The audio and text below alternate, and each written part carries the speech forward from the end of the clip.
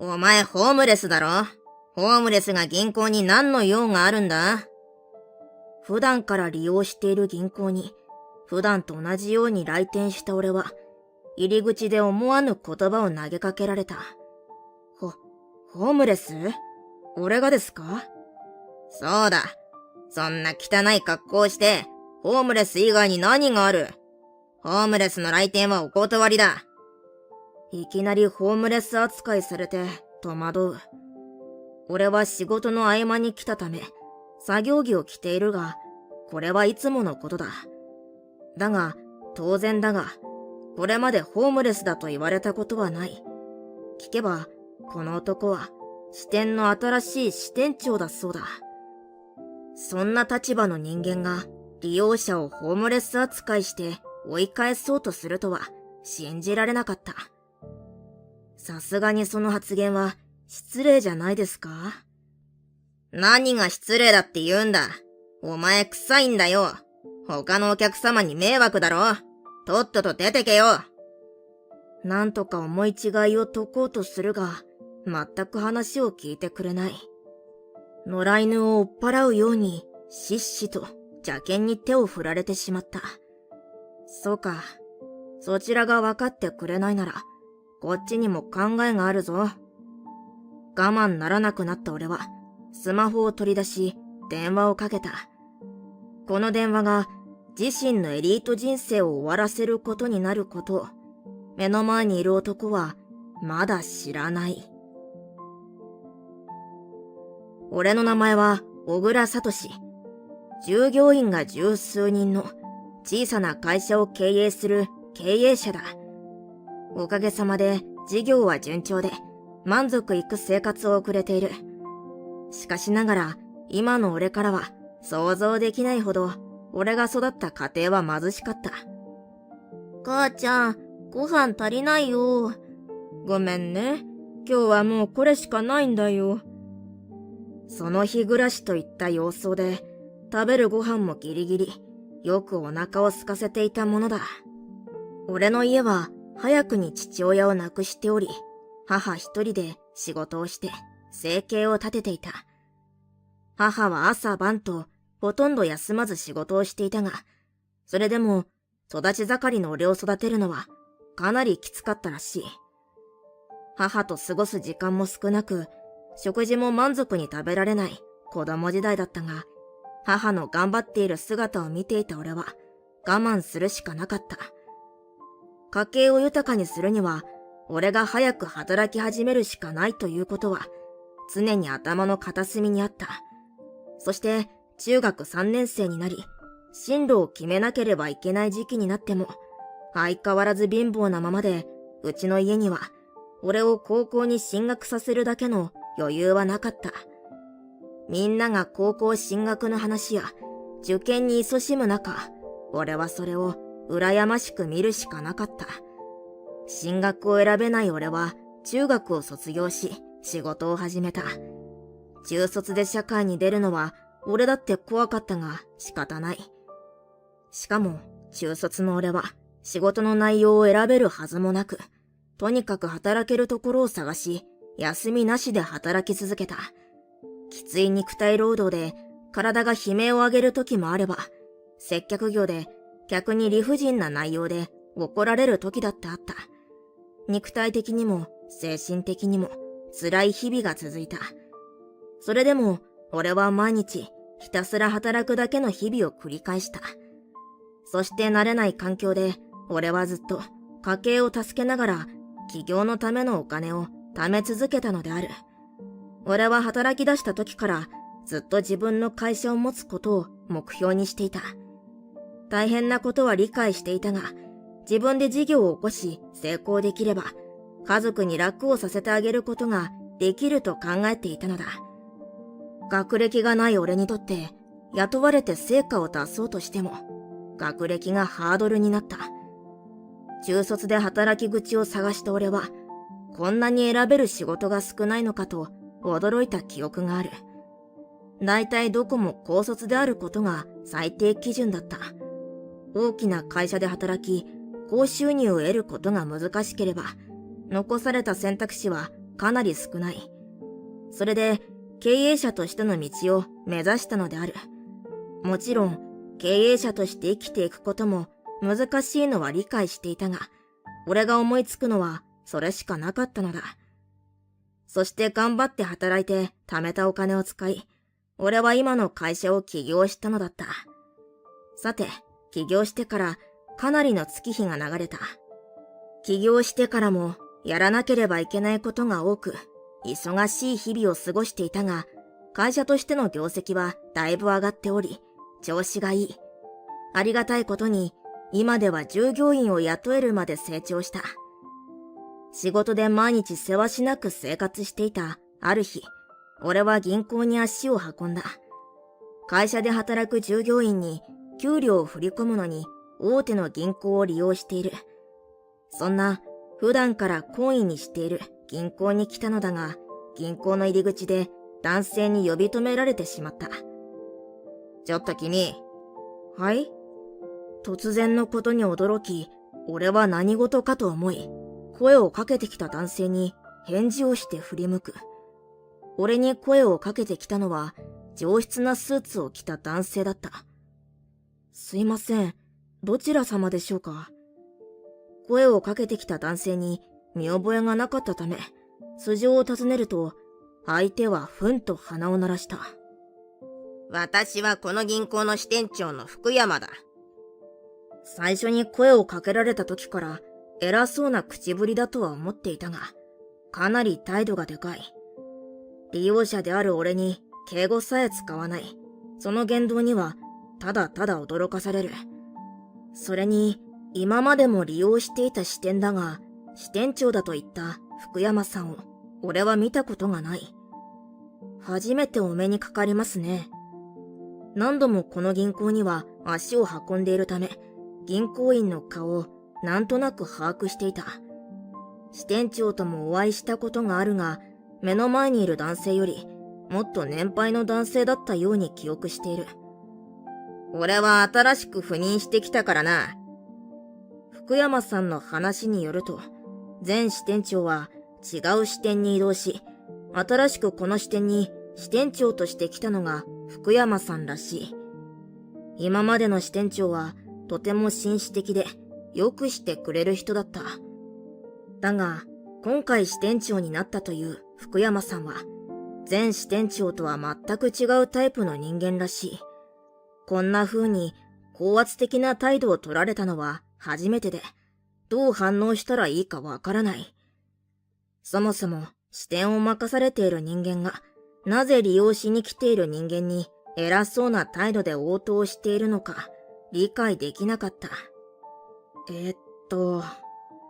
相手の言動に俺は何と言えばいいかわからず、次に出す言葉を考えていた。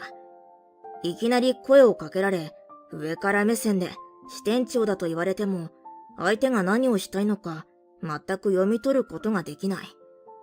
言葉が出ず困っている俺を福山さんは上から下まで舐めるようにまじまじと見てくる。一体なんで俺はこんなに見つめられているのかと思っていたところで、福山さんが口を開いた。お前ホームレスだろ。ホームレスが銀行に何の用があるんだ？ホームレス？全く想像もしていなかった言葉をかけられ、思わず聞き返してしまった。そんな汚い格好をして、ホームレス以外に何がある？ホームレスの来店はお断りだ。いきなりホームレス扱いされて戸惑う。俺は仕事の合間に来たため、作業着を着ているが、これはいつものことだ。だが、当然だが、これまでホームレスだと言われたことはない。いや、確かに汚れた作業着は着ていますが、俺は。お前臭いんだよ。他のお客様に迷惑だろ。とっとと出てけよ。そう言って、福山さんは、しっしと言いながら手を振ってきた。こんな扱いをされたことは今までない。ホームレス扱いされた上に、匂いのことまで指摘されて、かなり嫌な気持ちになる。さすがにその発言は失礼じゃないですか？あまりの言い分にその無礼さを指摘したが、福山さんの態度は軟化しない。何が失礼だって言うんだ。ホームレス相手にはこんな態度で十分だろう。ホームレスというのは完全な福山さんの勝手な勘違いだ。自分の思い込みで人の話を聞かず、どれだけ侮辱すれば気が済むのか。俺はホームレスじゃないですし、今までもこの銀行を利用させてもらっていたんです。今までは今までだ。利用している人間になぜそんなこと言うんですか？俺は必死で訴えたが、福山さんはそんな俺の様子を見て鼻で笑う。今までどうだったかは俺は知らないんだよ。今の支店長は俺だ。俺が支店長でいるうちは、お前みたいな薄汚いホームレスは中に入れないからな。そんな話って。なんだ？ここに来て何をする気だったんだ？物乞いか？それは支店長の発言とは思えませんよ。うるさい。うちの銀行に二度と来るな。さっさと帰れ。今までは普段から利用させてもらっている銀行なので、怒りをぐっとこらえて控えめに応答していた。失礼な言動ではあるが、話せば理解してくれるだろうとも思っていた。そんな俺の気持ちを踏みにじるように投げかける暴言の数々は、俺にかなりの不快感を与えている。いろんな銀行を利用してきたが、今までこんなひどい態度をされたことはない。銀行の人間、しかも役職がついている人物にホームレス扱いされるなんて、後にも先にもすることのない経験だろう。そう言い切れるほど福山さんの言動は異常だった。さすがに俺だってそこまで言われたら何も言わずに帰るわけにはいかない。わかりました。もう二度と使いません。そう宣言すると、俺は作業着のポケットからスマホを取り出し、ある人物に電話をかける。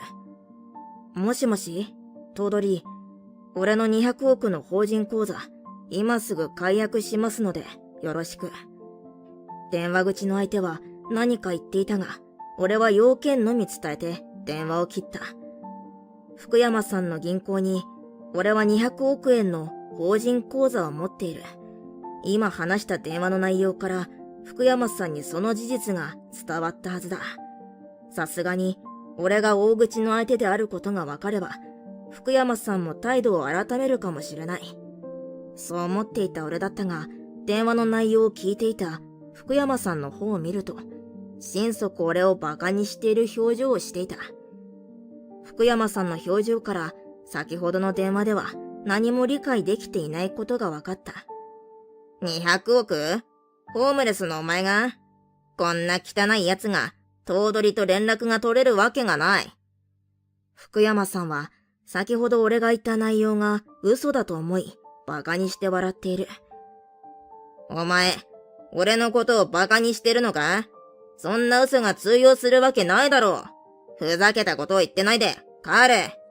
人のことを嘲笑ったかと思ったら、急に声を荒げ、威嚇をしてきた。俺の言ったことが嘘だと信じて疑わないらしい。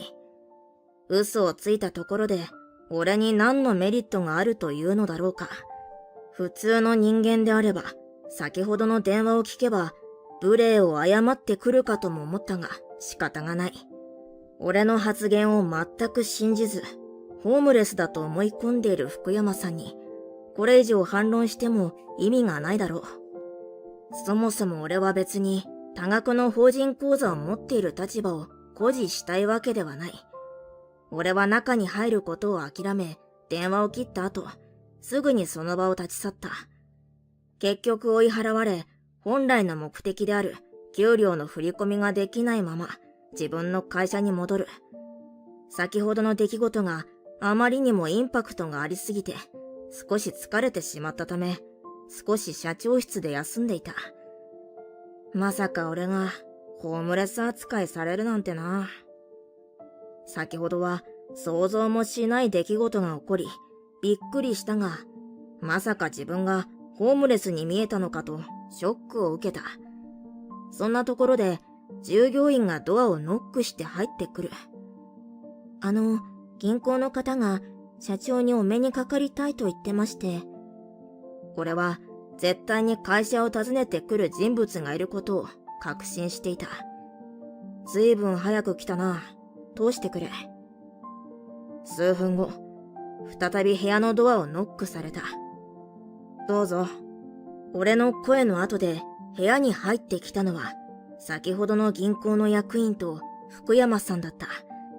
さすがに、俺の解約希望の電話が来る事態にまでなったため、一人で謝罪というわけにはいかなかったらしい。先ほどまで人をバカにしたり、怒鳴りつけたりと、かなり威勢の良かった福山さんの顔には、正気がない。真っ青な顔で俺を見つめる福山さんは、今どんな思いでここに立っているのだろうか。福山さんは俺の言っていることを全く信じていなかった。ここに役員と一緒に来たということは、俺のことについて真実を聞いたはず。福山さんと一緒に来た役員は、頭取に代わってきた人物のようだ。頭取は事前に予定が入っており、どうしてもこちらに来ることができなかったため、かなり地位の高い役員をよこしたらしい。役員はそのような説明を終えると、次の瞬間、俺に対し土下座してきた。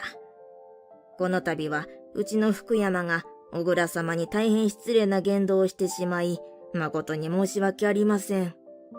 床におでこを押し付け、俺に謝罪をしてくる。役員の言動からも、かなりこの事態を重要視していることが伝わってきた。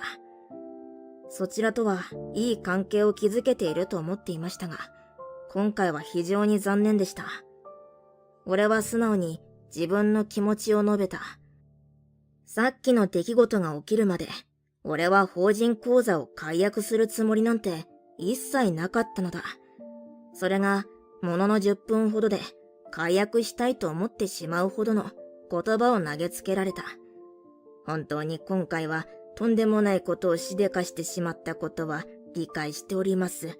しかしどうか法人口座の解約だけはどうか見直していただけませんでしょうか。頭取の代わりに来た役員は、頭取に口座解約を止めるようにと言われてきたのだろう。200億という額は、それなりにでかい金額だから、銀行だってそんな取引相手を逃したいわけがない。役員という上の立場の人間に、しっかり謝罪させることで、事態を沈静化させようと、頭取は思ったのだろう。そうは言われましてもね。しかし俺だって、あれだけひどい言葉を浴びせられ、そんなあっさりと許す気にはなれない。ちらりと役員の少し後ろで立ち尽くしている福山さんの様子を伺う。青い顔をしてうつむき、心なしか震えているように見えた。ホームレスと見下した作業着の男が、本当に200億もの口座を持っていて、さぞ驚いたことだろう。俺が200億円という多額の法人口座を持っているのには、もちろん理由がある。俺は現在、リサイクル事業の会社を展開しているのだが、もともとお金を貯め始めた時からこの分野の仕事をしようと思っていた。環境問題が国内外問わず課題になっていることは中卒の俺でも知っていた。そしてせっかく起業するなら人のためになる分野にしたいという気持ちがあったのだ。しかし、いざ起業しても経営を軌道に乗らせるというのはそう簡単な話ではない。一からのスタートだったため、右も左もわからない。そんな状態でスタートしたわけだから、すぐに結果なんて出るわけもなかった。会社を立ち上げてしばらくは、なかなか成果が出ず、苦しい日々を過ごした。それでも、起業の段階まで来るのに、かなりの努力をした俺は、ここで簡単にくじけるわけにはいかないと、奮起したのである。このままじゃダメだ。何か独自の強みを作らなければ。この状況を脱するためには、まず会社に注目を集められるだけの何かが欲しいと考えた。そこからは毎日毎日成功することを夢見て努力を重ねた。独学で学び、また大学の研究機関にもないお金を費やして協力を得た。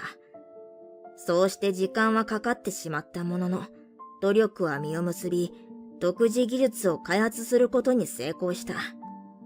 開発した独自技術は、廃棄物を素早く再生利用することができるようになるもの。再生の速度が速くなることで、今までよりも効率性が高まる。そんな俺の技術に最初に目をつけてくれたのは、世界の中でも環境問題に敏感な欧州。そして欧州企業の間で技術への注目が高まったことで、俺の会社は世界的に有名になっていった。世界中の企業が俺の開発した技術のライセンス契約を希望してくれ、たくさんの企業と契約を結んだことで、会社には多額の利益が入るようになった。それに加えて会社の知名度が上がったことで、もともとしていたリサイクル作業での利益も倍増した。福山さんの銀行には起業した当時から法人口座を持っていたため、利益として出た200億を銀行に預けていたのだ。ただ、それだけの業績を出す企業へと変貌しても、俺自身は変わりたくなかったし、変わってはいけないと思っている。自分だけ社長室にいて偉そうにするなんてことはできず、今も作業着を着て現場で作業をしている。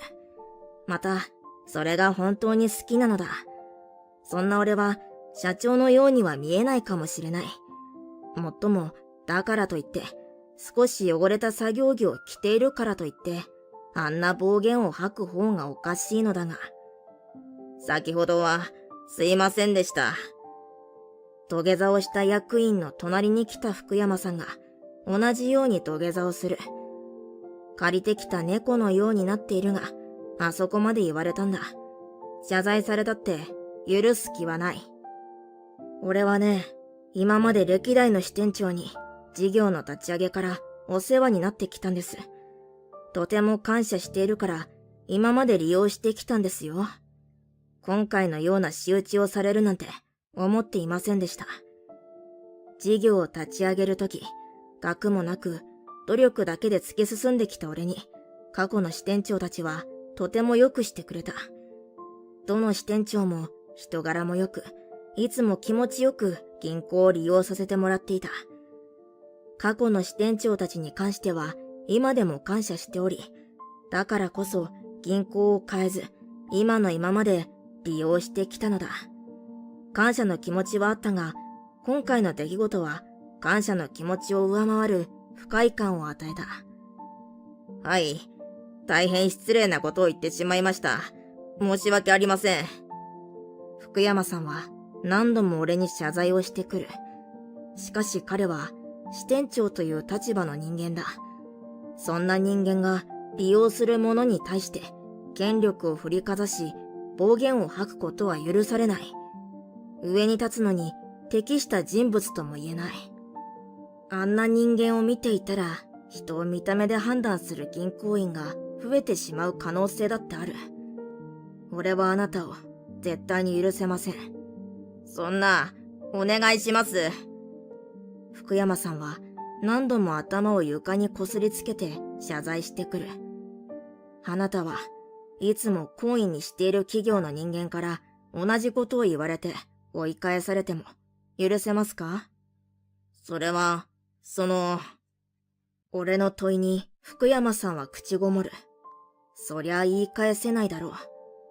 あれだけひどい言葉を何度も吐いたのだから。言い返せないでしょう。あなたの発言はそれほどひどいものだったんですから。俺がここまで言うと、福山さんは絶望的な表情をし固まった。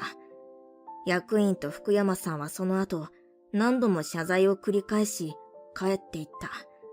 そして二人が帰って1時間が過ぎた頃、俺のもとに頭取からの連絡が来た。この度はうちの福山がとんでもないことをしでかし、こちらの指導不足です。頭取までもが俺に謝罪する。これからもお付き合いを続けていくつもりでしたが、残念です。お考えを変えていただけませんか？これからはこんなことがもうないようにいたしますので。福山さんや役員のように、頭取もこのまま取引を続けていくことを希望した。今までありがとうございました。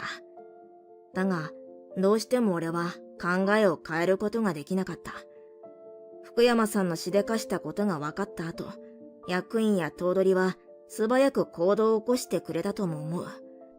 しかし、怒ってしまってからでは遅いこともある。今回の出来事がそれだ。俺は200億円の法人口座を解約した後、違う銀行で法人口座を作り預けることになった。新しく利用し始めた銀行口座が福山さんがいた銀行のライバル銀行だったらしい。そして200億円という多額の口座を解約されてしまった銀行では、そのことがかなりの騒ぎとなったようだ。その問題を起こした福山さんは責任を問われた結果、支店長から平社員まで一気に降格。俺に対しては支店長だと偉そうにしていた福山さんが、今では地方の支店で窓口の案内係をしているという。福山さんは50代前半ほどの年齢だったため、その年で平社員に降格となれば、昇進はかなり絶望的だろう。下手すれば定年まで窓口の案内係をしているかもしれない。たった一回の過ちで、福山さんはたくさんのものを失ってしまった。この話は、この前ライバル銀行に行った際に、そこの担当者から聞いた話だ。福山さんが、俺のことを見た目で判断しなければ、このようなことにはならなかったはず。もしくは、俺が高そうなスーツをビシッと着こなし、いかにも社長という格好をしていれば、福山さんはあんなひどい態度を取らなかっただろう。だがきっと、福山さんがあの価値観の持ち主である限り、避けられない問題だったのではないかと思う。実際、俺の周りの経営者には、俺のようなタイプだって多い。みんながみんな社長だからといって、いい服を着てるわけでもないだろう。福山さんも今回の一件から、人を見た目で判断すると痛い目を見る、ということを学んでくれたらいいな、と思う。俺は今回、見た目で判断されて、ひどい言葉をたくさん投げられて嫌な思いをした。あの時言われた言葉は、そう簡単に忘れられるものではない。実際に見た目で判断された側だからこそ、俺は人の見た目だけを見て判断するような人間にはなりたくない。ちゃんと人の中身を知って判断できる人間でいることを心に刻み、これからも仕事をしていくつもりだ。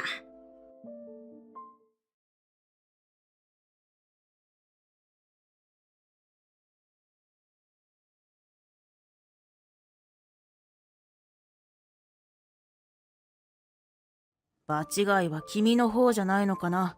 君は漬物さえも食べる価値のない人間だよ。高級寿司店に響く冷たく鋭い声。それに実家が貧乏だった俺をかっぱ巻きで十分と嘲笑っていた同級生の顔がどんどん青ざめていく。本当に申し訳ございませんでした。お願いします。許してください。それでも言い訳を繰り返した彼だったが、最後にはこうして土下座して謝罪をする羽目に。お前は自分が何をしたか分かってるのか。取引がなくなったらうちはおしまいだぞ。そんなことも分かってなかったのか。激高する上司の叱責に涙目になって謝罪を繰り返す同級生の姿は哀れでしかなかったが、これもすべて自業自得でしかない。いくらいい学歴を持ち大手の会社に入ったとしても、人としての最低な行いは許されないのだ。そのことを同級生は40代半ばという年齢になってようやく学ぶことになった。あまりにも大きな後悔とともに。俺の名前は佐藤聡。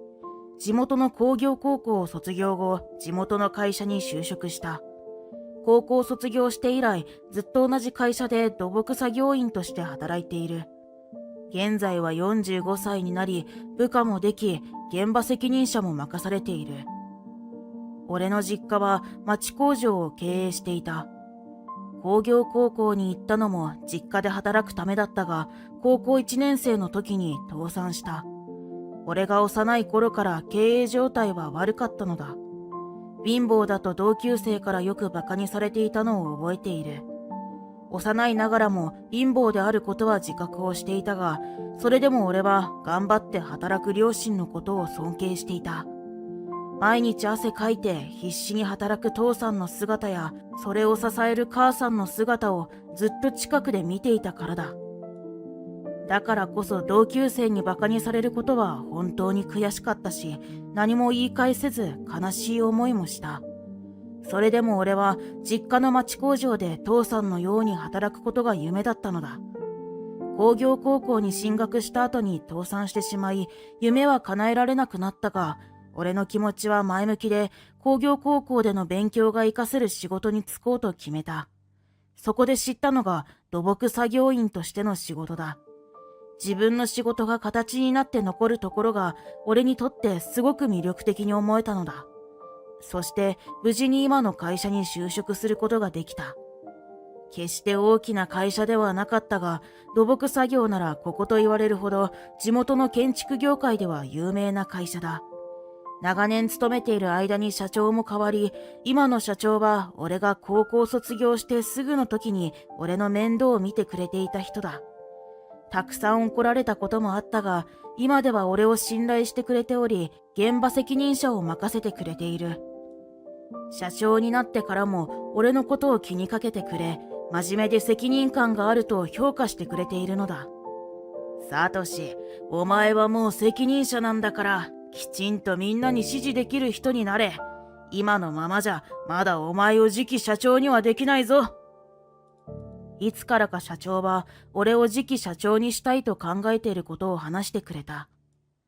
言葉もきつく、この年になっても怒られることはあるが、それだけ期待をしてもらえていることが本当に嬉しかった。お客様の要望にも応えながら、作業員に無理をさせないようにと大変なことも多い。しかし、いつかはお客様にも他の作業員にも信頼される社長になれるよう日々努力をしている。そんなある日、兄貴から食事に行かないかと誘われた。お前が初めて現場責任者を任されたあの寿司屋に行こう。俺が初めて現場責任者を任されたのは高級寿司店の建築現場だった。俺にとっては結構背伸びした店だが、せっかく兄貴が誘ってくれたのだからと行くことにした。兄貴とは今でもたまに会ってお互いの仕事の話をするなど関係は良好だ。昔から頭が良くて何でもできる兄貴のことを俺は尊敬していた。今は精密部品を作る工場を経営している。兄貴も実家の町工場を継ぐために工業高校に入学し、町工場で働く前に勉強も兼ねて工場勤務をしていた。しかし、継ぐ前に倒産してしまい、その後、当時勤めていた工場を辞めて独立をしたのだ。兄貴は手先が器用で、丁寧で細かい作業が得意な職人気質だった。持ち前の技術と頭の切れの良さでオーダーメイドで精密部品を作る会社として成功している。今では兄貴の会社が必要不可欠という会社も多いほどだ。経営のこともしっかり勉強していたことも知っているからこそ、独立して成功させた兄貴のことは本当にすごいと思っている。忙しい今でも今何の仕事をしているのかと気にかけてくれたり、現場責任者になったといえばお祝いをしてくれたりと、本当に兄貴としても素晴らしい人だ。俺はそんな兄貴に久しぶりに会えるのを楽しみにしていた。兄貴との食事の日、仕事が押して約束の時間に遅れてしまった。一度帰って着替えるつもりだったが、時間もなくこれ以上待たせるわけにもいかない。今日は打ち合わせや事務作業ばかりで作業着が汚れていないこともあり、俺は仕方なく作業着で寿司屋に直行することに。寿司屋に着くとすぐに兄貴が待つ個室へ案内された。ところがその途中で突然男性に声をかけられた。おい、お前サトシじゃないか。俺が振り向くとやっぱりそうかと言って俺の姿を見ながらバカにしたようにケラケラと笑っている。俺と同じ年くらいの男性だ。俺はその馬鹿にしたような態度から小中学校の同級生である宮野正也だと気づいた。正也は子供の頃俺のことを貧乏だと言って馬鹿にしてきた張本人だ。両親のことを馬鹿にしてきた正也のことは大人になってもたまに思い出してしまうほど嫌な思い出として残っている。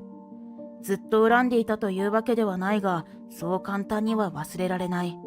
そのため30年ほどぶりに会ってもすぐに誰か分かってしまったのだ。正也か、久しぶりだな。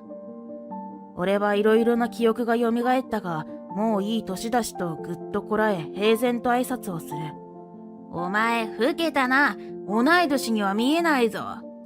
正也はこんな年になった今でも変わっておらず、久しぶりに会った二言目でそんな失礼なことを言ってくる。はは、もういい年になったからな。やっぱり貧乏で苦労してるとすぐ老けるんだな。俺は作り笑いをして嫌味を受け流すが、正也の悪口は止まらない。今度は俺を上から下まで見定めるようにじろじろと見てきた。こんなところで何してんだ？修理にでも来たのか？きっと俺が作業着姿であることからそう思ったのだろう。いや、仕事帰りで今日は食事で来たんだ。すると正也は目を見開いて驚いた顔をした後、大きな声で笑ってきた。場違いすぎるだろ。笑わせないでくれよ。そう言ってお腹を抱えながら大声で笑い続ける。いくら時間がなかったとはいえ、高級寿司店に作業着姿で来てしまったことは自分の落ち度でもあるため、俺は黙って耐えた。こんなに笑われることでもないとは思うのだが。そういえば、お前の実家の貧乏工場、潰れたんだよな。今度は実家の話を持ち出してきた。なんとも楽しそうに。ああ、そうだよ。昔っから今にも潰れそうだったもんな。むしろよく持ってた方じゃないか？実家のことを悪く言われて、俺はだんだんと抑えていた怒りがこみ上げてくる。しかし、店の中で喧嘩をするなんてことはできないと黙って耐えるしかなかった。お前、同窓会も来ないから心配してたんだよ。まあ、きっと実家も潰れて、今も貧乏だから恥ずかしくて来れなかったんだろうけど。俺は数年前にあった同窓会に出席していなかった。どうしても外せない仕事があり、出席していなかっただけなのに、勝手に決めつけて好き放題言ってくる。同窓会は仕事で行けなかったんだ。何も恥ずかしいなんて思っていないよ。俺は平然とした顔ではっきりとそう答える。すると、俺を見る正也の目が細くなって、ふーんと鼻を鳴らした。仕事？お前今何の仕事してんだ？土木作業員だよ。このやりとりにめんどくささも感じていたが答える。するとまた正也はケラケラと笑い出した。土木作業員って、そういえばお前、底辺の工業高校に進学してたもんな。そんな仕事しかできないんだよな。誇りを持ってやっている仕事をバカにされ、再びイラッとする。すると、得意げな顔をして名刺を取り出して俺に差し出してきた。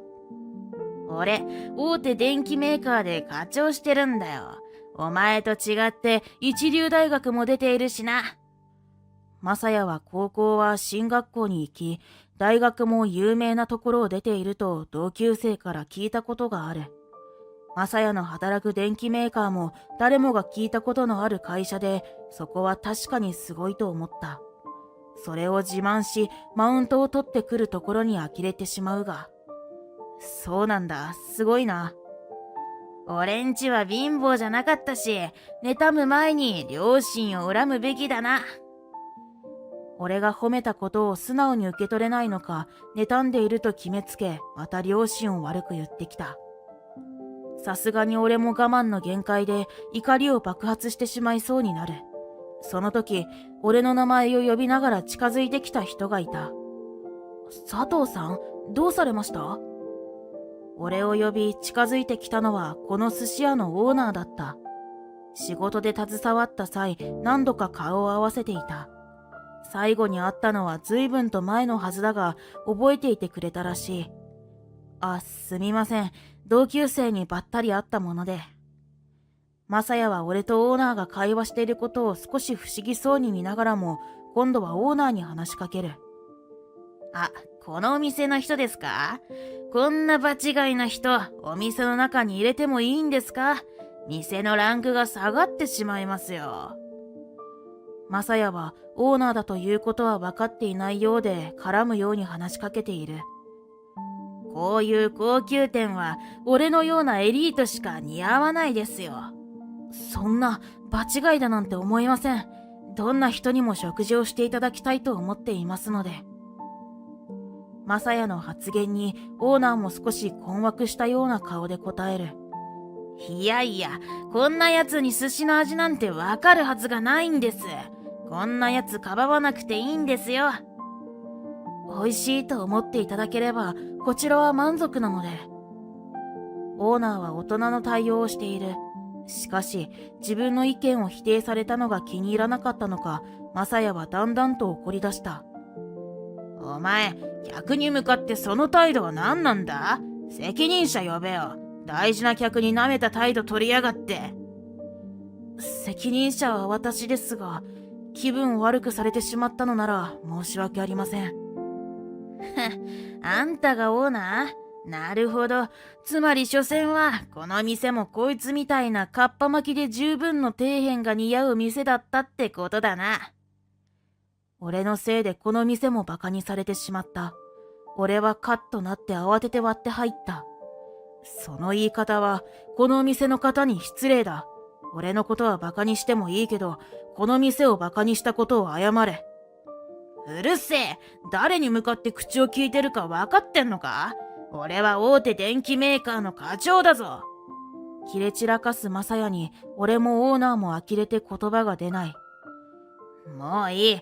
ここの店は底辺の場違いが来るような店だって、上司にも言って使わないようにするからな。マサヤはそう言って、俺とオーナーを交互に睨みつけた。その時、場違いは君の方じゃないのかな。君は漬物さえも食べる価値のない人間だよ。そう言ってやってきたのは兄貴だった。佐藤さん、どうしてここに？マサヤは兄貴を見て驚き、さっきの態度からは想像もできないほどペコペコと頭を下げる。兄貴、ごめん遅くなって。俺がそう言うと、マサヤは驚いた顔で俺と兄貴を交互に見た。兄貴？マサヤがすっとんきょうな声を上げる。兄弟だとここで初めて知ったようだ。まあ、佐藤なんてありふれた名字なので想像することもなかったのだろう。オーナーさん、お仕事中すみませんでした。兄貴の謝罪と一緒に俺もオーナーに頭を下げると、オーナーは空気を読んでくれたのか仕事に戻っていった。兄貴は冷静に言葉を発しているが、顔つきから相当怒っているのが感じ取れる。まさか佐藤さんにお会いできるなんて光栄です。マサヤは何事もなかったかのように、そう言って兄貴の機嫌を取ろうとしてくる。その態度から前に兄貴がマサヤの話をしていたことを思い出した。取引先の人で俺たちと出身も同じで、俺と同い年の人がいると言っていた。その人がマサヤのことだったのだと気がつく。兄貴の工場でマサヤの会社の製品に使う精密部品をオーダーメイドで作っていると言っていた。マサヤの会社にとって兄貴の工場もその社長である兄貴も欠かせない存在なのだ。下手な芝居はいらない。君がお店のことを悪く言うような人間だったなんてがっかりだよ。兄貴は冷ややかな目をしながら低い声でマサヤに話しかける。しかしマサヤはその言葉を聞いて少しほっとしているようだった。店のことを悪く言ってることしか聞かれていないと思ったのだろう。マサヤは暗い顔をして少し悲しそうな顔をして演技を始める。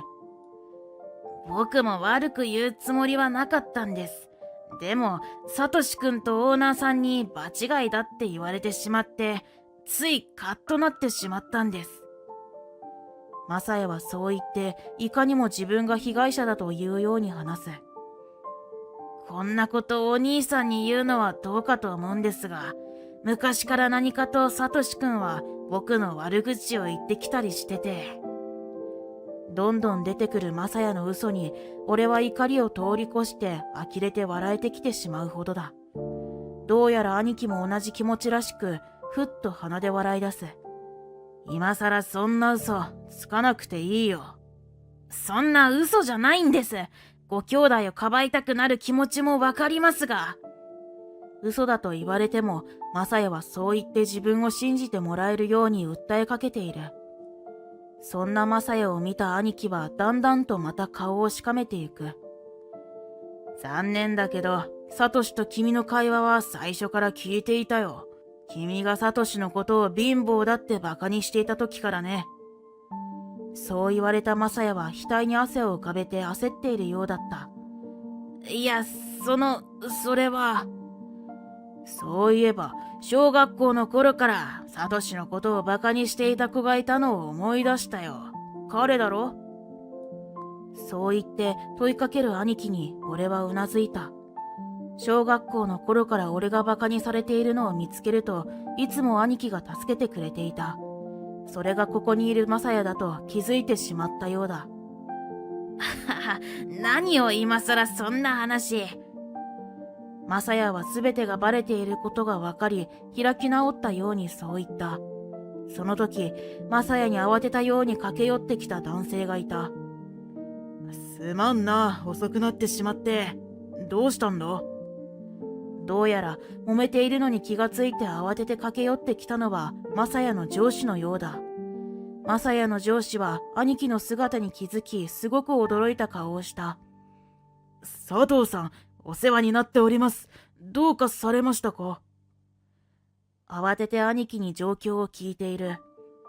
ちょっと宮野くんのことでお話が。僕の弟やここのオーナーさんのことをバカにしたりして騒いでいたんです。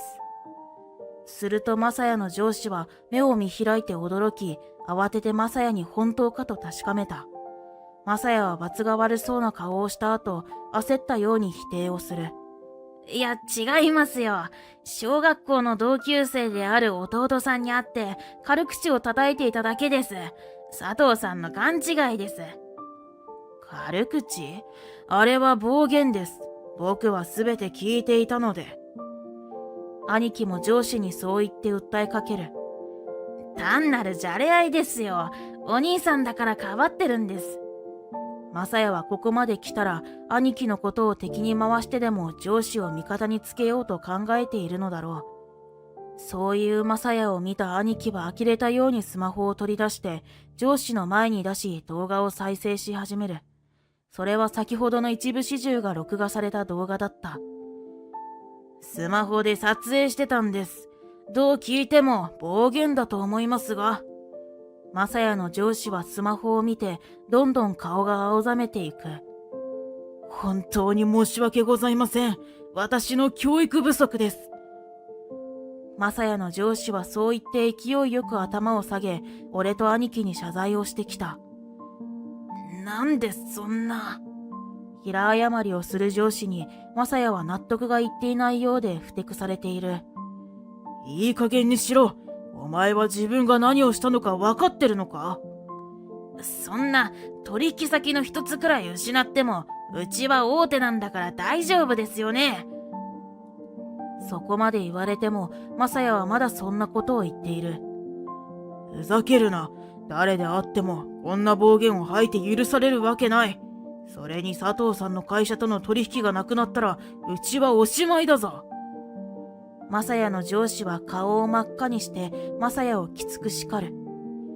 佐藤さんの工場で作ってもらっている部品は他の工場では作れないものなんだ。そんなことも分かってなかったのか。マサヤの上司は未だに事の重大さが分かっていないマサヤに少し呆れているようにも感じる。マサヤは少しずつ理解してきたようで、だんだんと顔が青ざめてゆく。それにここのお店はうちの社長の行きつけだ。もしこのことが社長に知られてしまったら。上司はそう言って遠い目をしていた。やっと本当にまずい状況だと理解できたマサヤが謝罪を始める。本当に申し訳ございませんでした。何も言わない俺と兄貴を見て土下座まで始めた。お願いします。許してください。マサヤはそう言って半泣きになっている。今日はすみませんが、失礼します。